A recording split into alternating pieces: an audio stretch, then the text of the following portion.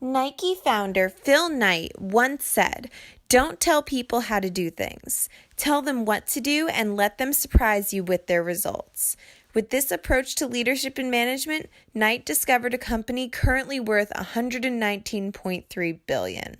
Hello, everybody. I am Eva Michaylin, and our team consists of Julia Farhat, Christina Balacco, and Marrone. Today, we would like to discuss the leadership and management at Nike. As a company with success for over 54 years, Nike's management has set a standard for all companies and leaders to follow. In this presentation, we will explain how Nike's leadership has related closely to the lessons we have learned in class. Nike is an American multinational corporation that has engaged in design, development, manufacturing, and worldwide marketing and sales of footwear, apparel, equipment, accessories, and services. The company is headquartered near Beaverton, Oregon, in the Portland metropolitan area. It was founded on January 25, 1964, by Phil Knight and Bill Bowerman. The CEO is Mark Parker, and Nike subsidiaries are Converse, Hurley International, Nike Flight, and more. Nike's vision statement uses the word remain, which indicates that the company already considers its brand as the most authentic, connected, and distinctive in the global market for sporting goods and related products. The authentic component of the corporate vision statement shows that the company aims to make its products deliver high performance to consumers. On the other hand, the connected component is about ensuring consumers' personal connection with the brand. The company also maintains distinctiveness by delivering the best possible products to the market. Phil Knight built Nike from a purely entrepreneurial standpoint. Knight first began a small distribution chain out of the trunk of his car and began traveling to various track meets and selling track shoes.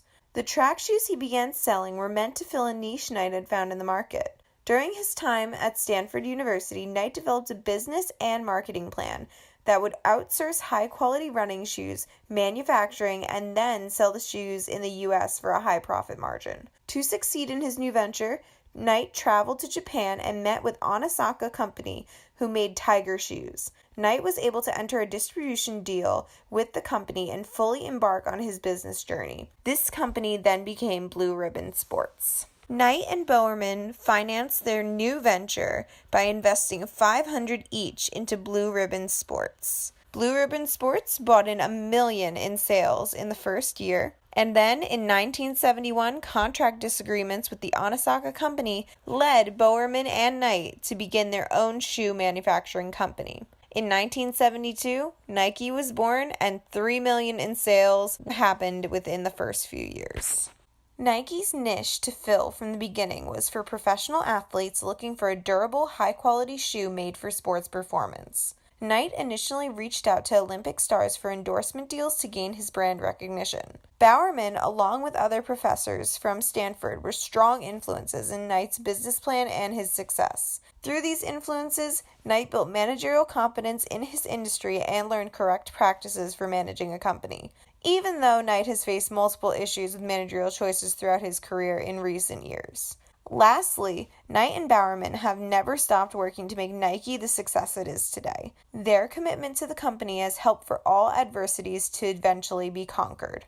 One of the greatest byproducts of entrepreneurship is job creation. Nike, even though they outsource work overseas, has been able to steadily create jobs in the United States since the inception of the company. In the past 10 years, Nike has seen an average increase of 4,312 employees each year. Competitor Under Armour has only seen 1,423 employees increase in the past 10 years. Nike has had a steady increase in revenue and is continuing to hold its place as the #1 sports brand in the world. From 2016 to 2017, Nike has had a 6% increase in revenue, coming in at $34.35 billion, whereas its competitor, Under Armour, has had a 4% increase in revenue, coming in at $5 billion in 2017. For 2018, revenues for Nike rose 6% to $36.4 billion, which is up 4% on a currency-neutral basis. In order to keep the success created by Bowerman and Knight's new venture, Nike needed to have top-notch leadership.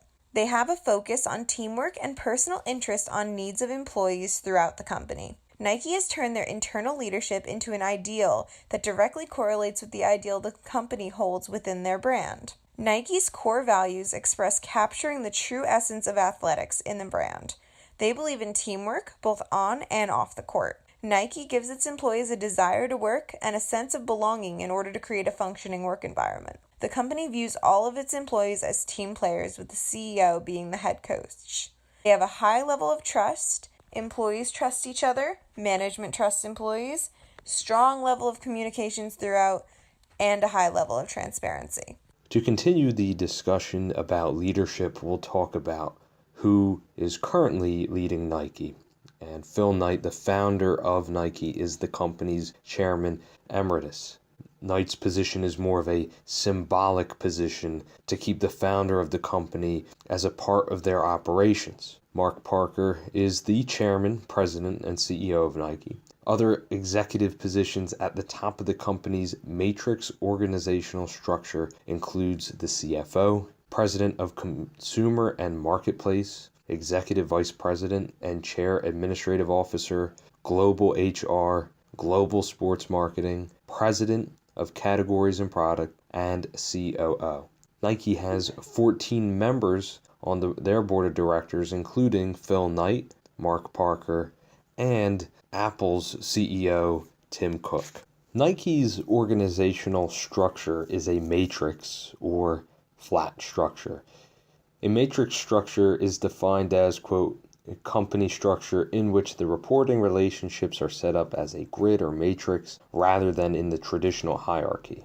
In other words, employees have dual reporting relationships, generally to both a functional manager and a production manager, end quote. The chart of a matrix structure can flow both horizontally and vertically. Nike follows a geographical divisional matrix structure. Let's continue the matrix design at the helm of Nike's organization structure. A divisional matrix structure is based on the company's needs in its global organization and regional markets. There are 3 characteristics of their organizational chart. The first is global corporate leadership. The second is semi-autonomous geographic divisions. And the third is global divisions for commerce and brand licensing. So let's talk about the first one. Global corporate leadership means that Nike's executives make decisions for the entire company worldwide. Whatever decisions the executives make at their headquarters in Beaverton, Oregon, will be implemented across the global company. For example, if the global marketing executive wants to run an advertisement with Cristiano Ronaldo for soccer cleats, that ad will be aired around the world. As for the second element, semi-autonomous geographic divisions, this means that operations are divided into segments based on regional markets. It's up to the managers in each regional division to address the needs or wants of their customers. For example, let's say in Japan, it's up to the regional division manager to have a creative team design a pair of swimming goggles that the country wants. Meanwhile, on the other side of the world, in Europe, the regional division manager might raise the price of the division's running gloves because they fly off the shelves. Lastly, one global division is responsible for managing the worldwide operations of Converse, which is a subsidiary of Nike, who previously mentioned. Another global division is responsible for licensing the Nike brand. This characteristic of the organizational structure offers control for brand licensing and the operations of Converse. There are some advantages and disadvantages to the matrix organizational structure. For the positives, it provides different products for different regions. This is why when you go to different Nike stores around the world, you will see a variety of products. The divisional structure also helps Nike have a better understanding of the market's culture.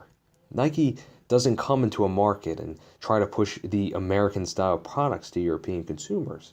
Instead, it tailors to their needs. However, the organizational structure can make those in charge feel like jugglers running out of hands.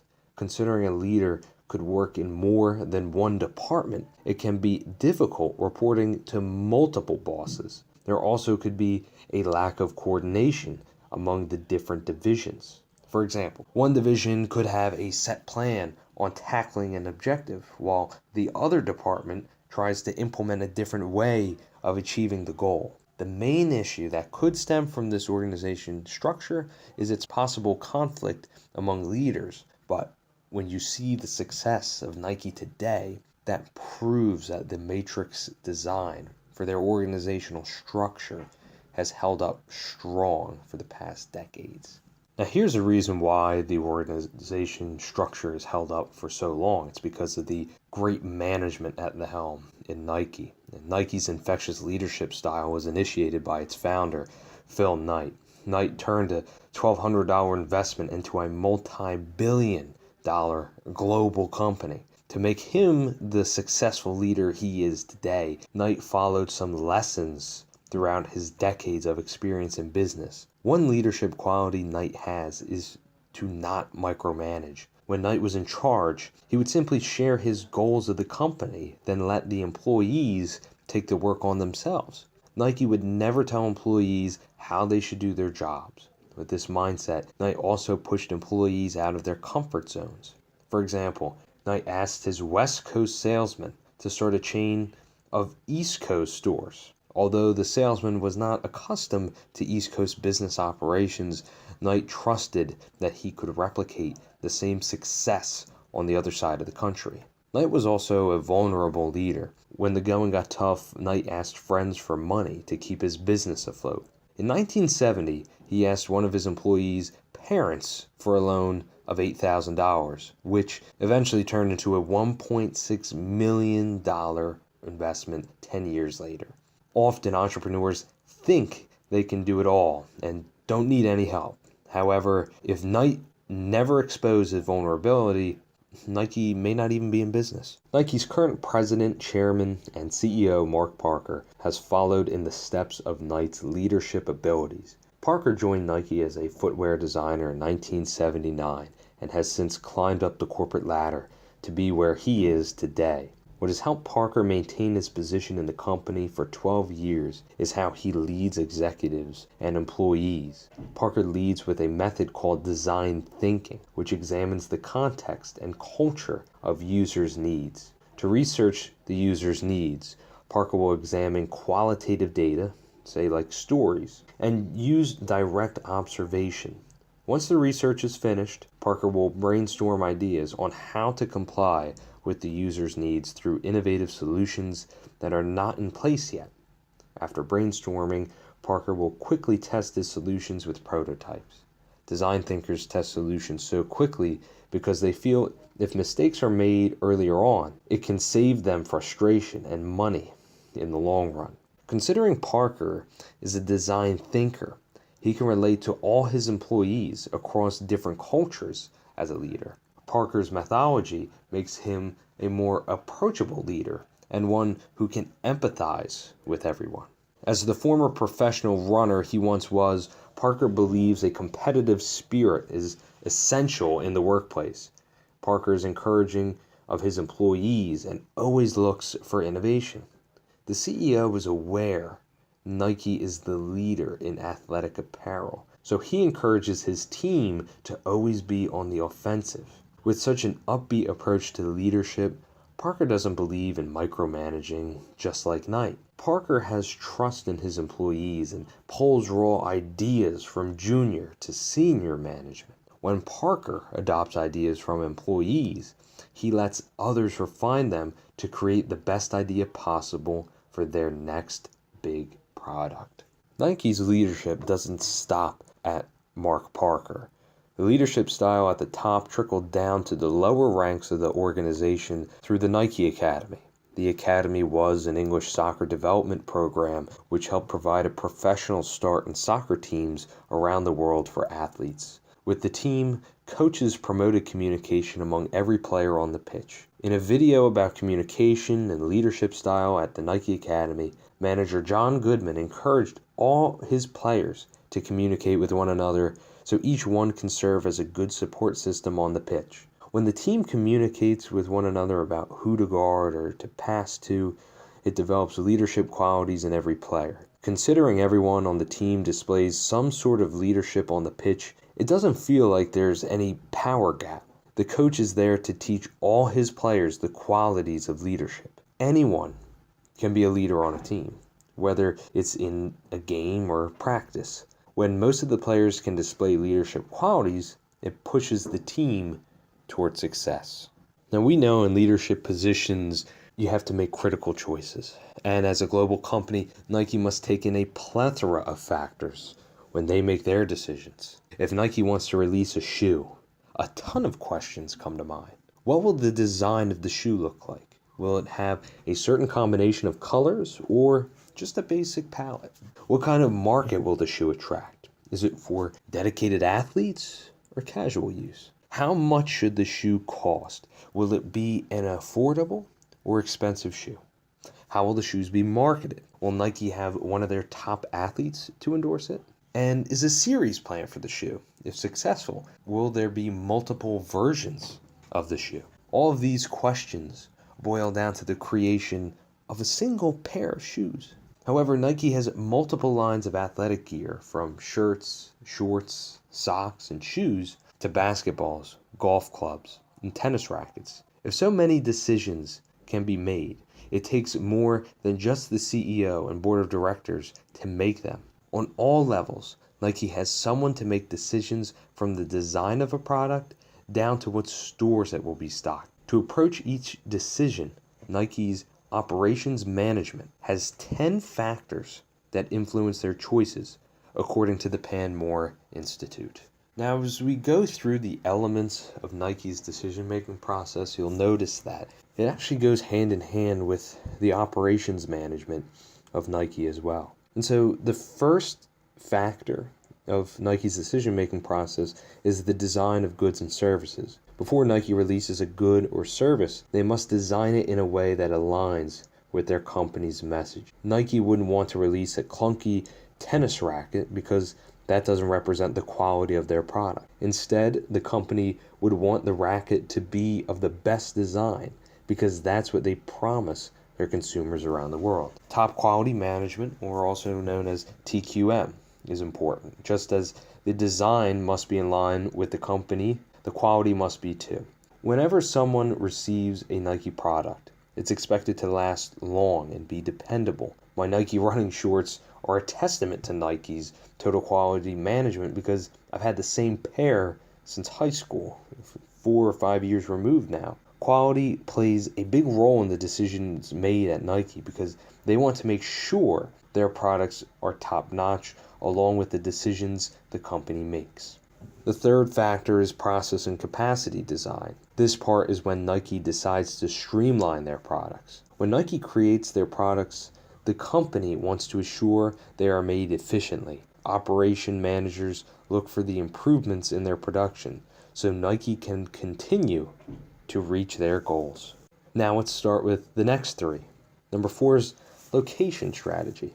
Operation managers face the question as to where the product will be made. What facility will best fit for this shoe to be made? If it is a shoe with an intricate design, it might be better off being produced at its Southeast Asia plant, where there are enough workers designated for such a task. Beyond the production of the team, Nike then determines what store to place the item and where it will best fit the target market. Then let's go to number 5, the layout design. Layout design and strategy goes hand in hand with where the products are made and sold. At each Nike facility, operation managers decide what the layout of the building will shape out to be. For a factory, it might be beneficial to have the manager's offices located right by the production floor, so employees have close access to their leaders. Contrarily, for a store, it might be more convenient to increase self-checkout registers by the doors. This way, it's easier for customers to check out. And I know when you go into a store, you don't think that somebody actually designed it to look this way. So it flows better, so it can get the most out of their business. And here for 6, job design and human resources is another big factor. When Nike assigns a task to someone, they want to decide if the person carrying out the task is right for the job. For example, Nike may trust the designer of one of their most successful shoes to design their next basketball sneaker for Dirk Nowitzki to wear. The same decision reaches to the retail level when operations managers decide who is the right fit to run the floors of their stores.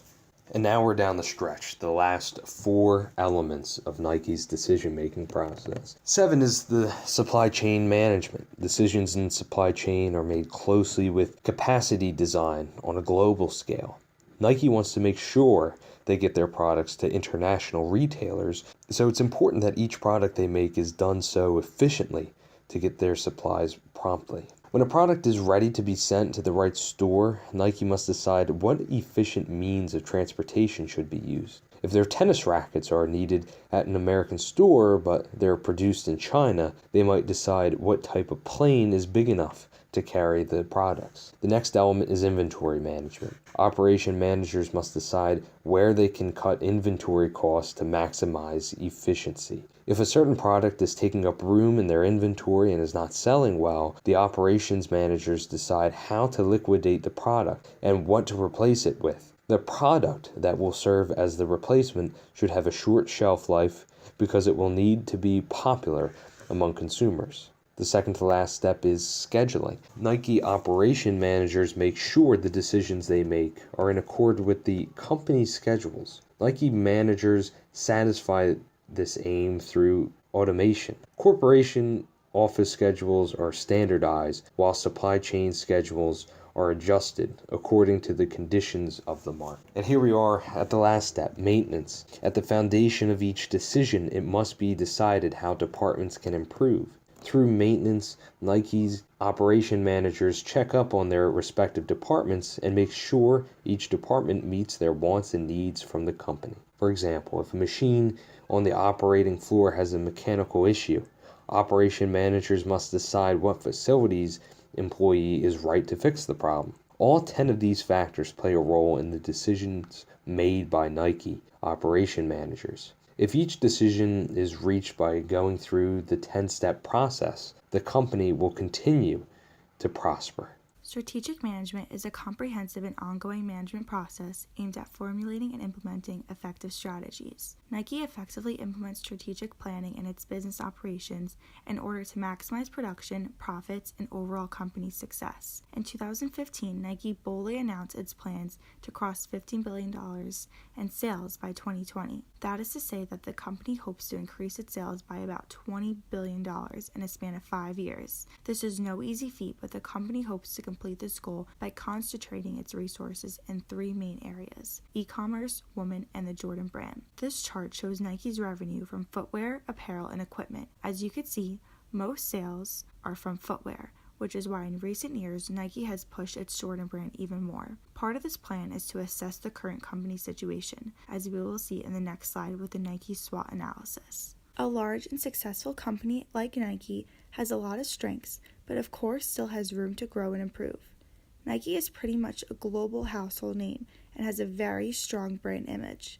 The swoosh is immediately recognizable, along with the slogan, "Just Do It."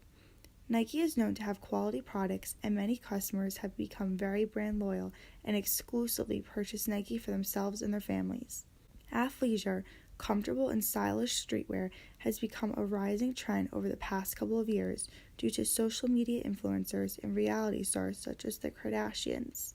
This is an opportunity that Nike can jump on and utilize social media influencers to market Nike as the athleisure fashion brand.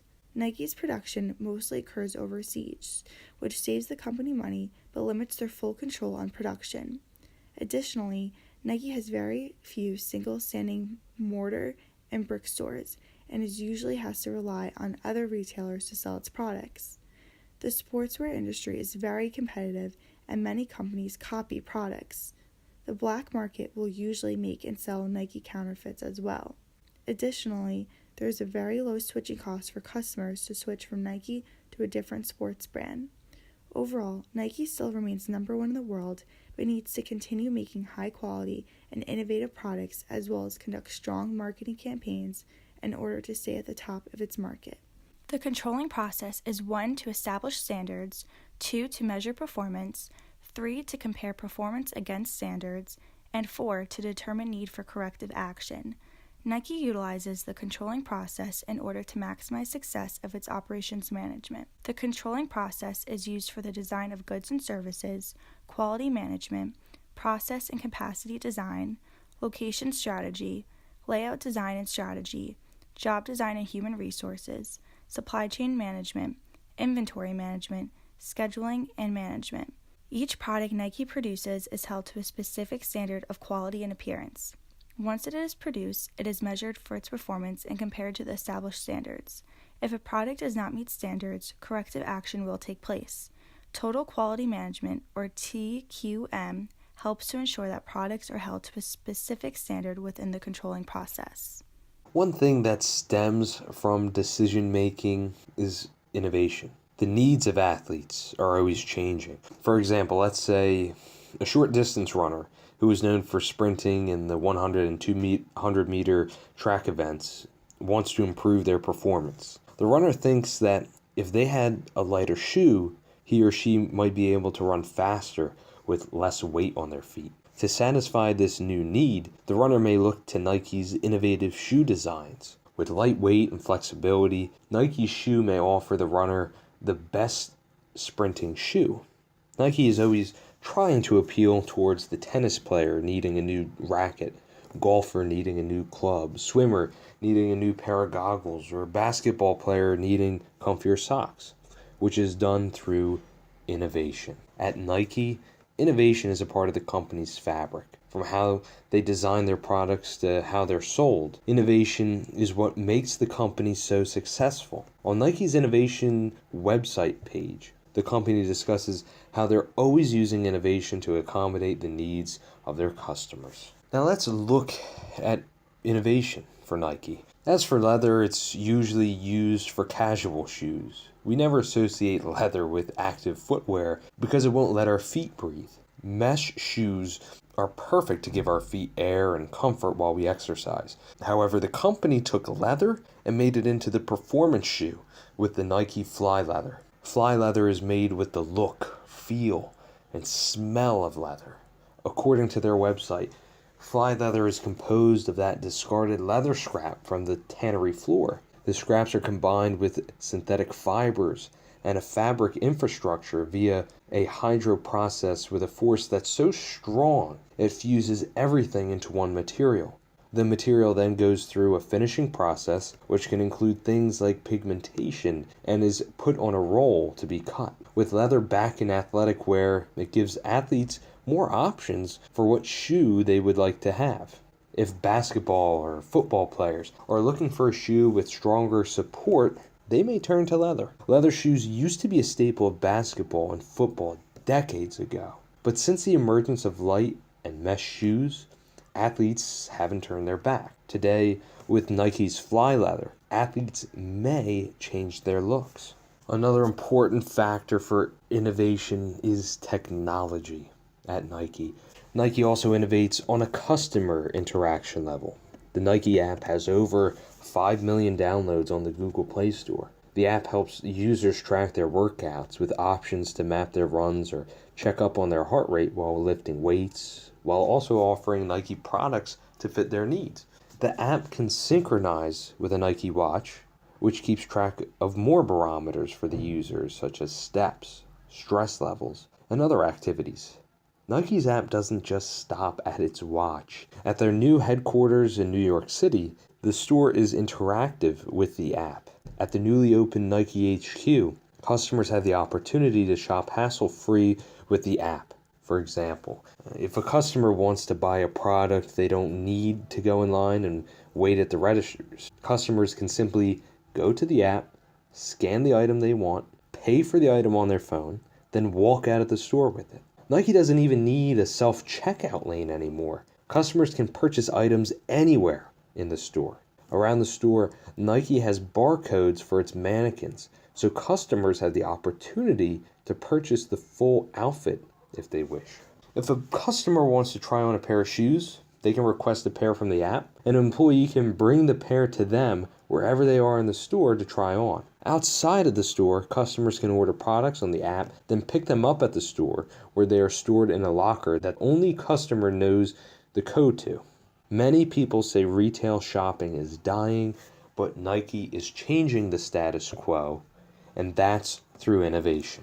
As stated previously, after multiple controversies, including the recent 2018 unethical practices, which resulted in 2 major executives leaving the company, Nike has initiated a strict human resources policy to prevent further issues from happening in the workplace, specifically for themselves and those they do business with. The company emphasizes that strong human resource policies build a stronger workforce and guarantee success. Nike is one of the leaders in having a multicultural environment in the workplace. In 2016, 52% of Nike's workforce was minorities, and this percentage has continued to grow. Nike focuses on having a diverse workforce to better understand the diversity of their consumers. No athletes are one race, one gender, etc. A quote from Nike states, "To serve every athlete individually and completely across hundreds of countries where we do business, we need teams that reflect the diversity of our consumers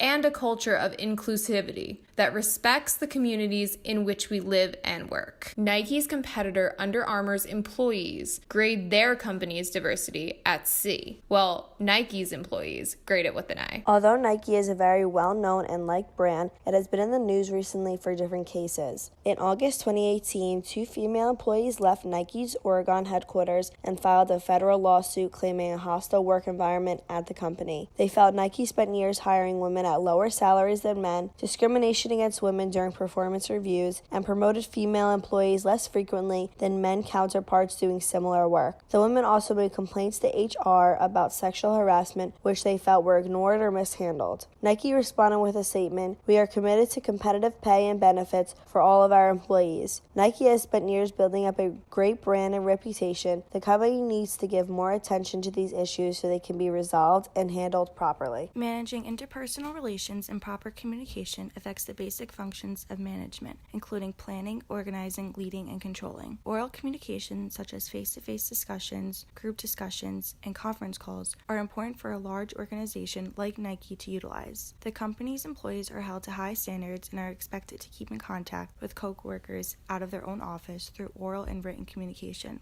Furthermore, vertical and horizontal communication allows conversation to flow up and down the corporate ladder as well as across the Nike's colleagues. Although Nike tries to secure company communication, there is of course informal communication. The gossip chain is when one person speaks to many, whereas a cluster chain is when many people tell a few others. Like all organizations, Nike experiences barriers to proper communication from both individuals and the organization's own power differences. Nike overcomes these barriers by encouraging proper communication and holding team meetings, conferences, and workshops to develop employees' own interpersonal communication and listening skills. Overall, proper communication promotes strong interpersonal relations, which leads to company success. With over 74,000 employees, it is crucial that Nike motivates everyone from sales associates to top executives and measures everyone's performance within the company. Nike prefers to hire from within and have employees move up the corporate ladder, so it is imperative that employees feel valued and important so that they will want to stay with the company. Factors like status or job titles are important to employees, along with knowing that their job is secure. Furthermore, Nike offers employees product discounts, paid vacations, retirement plans, and insurance. Nike encourages its employees to take challenges and meet goals, which not only motivates individuals, but also allows Nike to evaluate an employee's performance. Nike is known for its motivational slogans and quotes, so it is important that the same energy is applied with its own employees. From Nike's community stores to its corporate headquarters, teamwork is the heart of the company's culture. That's one of the reasons why the retail store employees are referred to as athletes. It's fitting that a brand built around sports and fitness fosters the same healthy sense of competition, continual growth and challenge, and collaboration with teammates to accomplish goals. Nike really prides itself on teamwork and relies on teamwork for its success. Nike's brand is synonymous with innovation. The company invests heavily in a corporate team of more than 1,000 employees dedicated to innovation. Nike is a well-known innovation accelerator, which has an organizational approach unique for a company of its size and scale. Nike's unique brainstorming sessions are produced in a group setting. There are no bad ideas at Nike. Everyone contributes their ideas, and then there is a vote among the group members on which is the best. The session's goal is to have about 5 to 10 ideas to be researched further with accurate data. All of the ideas are appreciated, but the ones not chosen are normally forgotten about after the session is over. Nike is continuously pushing the boundaries when it comes to their social environment. For example, we are going to touch on the recent Colin Kaepernick marketing campaign, its goals and results. Colin Kaepernick is one of the many athletes who have recently taken a knee during the national anthem to support the fight against America's injustice towards minorities in regards to arrest, security, and gun violence. 2018 has turned into one of the most politically charged years many have witnessed in decades. This issue was another one of the driving factors. Many had strong feelings that Kaepernick was wrong for what he started and should leave his political views out of the NFL. Nike is always looking for ways to capitalize on situations such as Kaepernick's. Nike stood with Kaepernick and other athletes through these campaigns to use their power and control of the market to help enforce political change and innovation. The results of the Colin Kaepernick ad were two-sided, both negative but more or less positive for Nike. So, although many individuals felt like Nike betrayed them with the ad, which resulted in the backlash of burning Nikes, Nike saw increases across the board numerically. They saw record social and online engagement, $6 billion in sales since the advertisement's release, and their stocks rose by 6.25%. Many have called the ad a mistake, wrong, and that Nike should stay out of politics. However, the record landmark they hit in social engagement proves that this is their next innovative step. Overall, similar to their other innovations in other areas, Nike has the power to innovate and change their social environment for the better as well, using the athletes that they want to represent and support. So we've talked about Nike on a more personal level, but let's take it to the next level through the global environment. Nike is considered a global business, which is defined as a business that transcends national boundaries and is not committed to a single home country.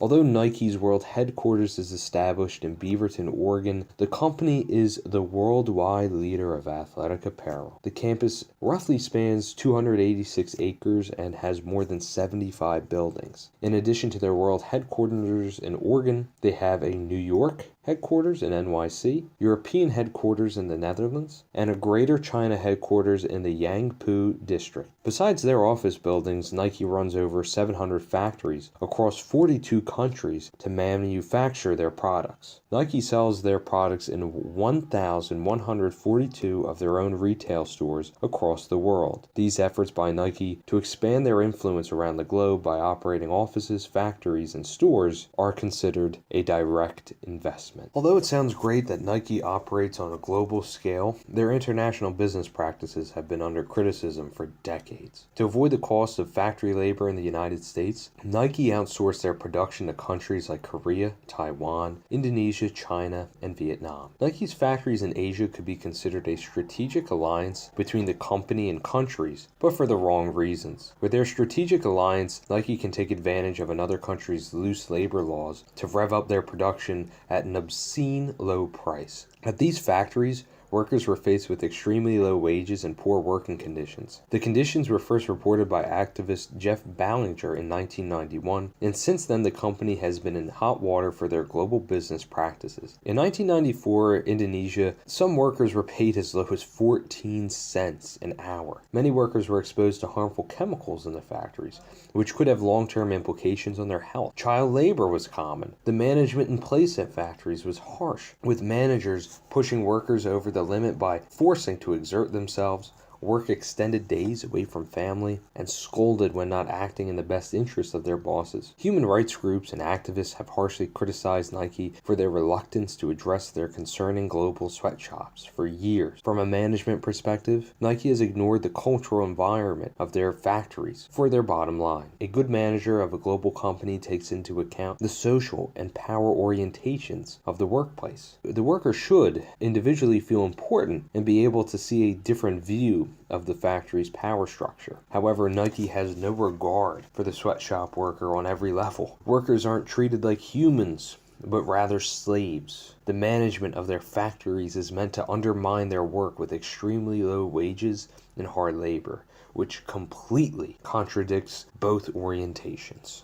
Over the course of a decade, Nike faced an image crisis of their brand because their company's message was misrepresented by their abusive labor standards. Everyone from celebrities to college students boycotted the brand over their inability to fix the problem. Then, in 1998, then Nike CEO Phil Knight acknowledged the company's issues and announced that they would take strides to create better work environments. Their efforts included the creation of Fair Labor Association in 2002, which is a non-for-profit group that combines companies and human rights and labor representatives to establish independent monitoring and a code of conduct, including a minimum wage and a 60-hour work week, and pushes other brands to join. Between 2002 and 2004, Nike completed over 600 factory audits and continues to do so today. While the company has made adjustments in their factory conditions, human rights activists still say the company has plenty of room to improve. All things considered, we went over the different areas of management Nike facilitates. By analyzing the management at Nike, it proves that the lessons we learned go beyond the classroom. The management styles we learned in class can be applied at all levels of management, whether it's at the Nike Academy or their global headquarters. Nike founder Phil Knight once said, "Don't tell people how to do things. Tell them what to do and let them surprise you with the results." Through this management technique, maybe we could lead a company as successful as Nike someday. Thank you so much.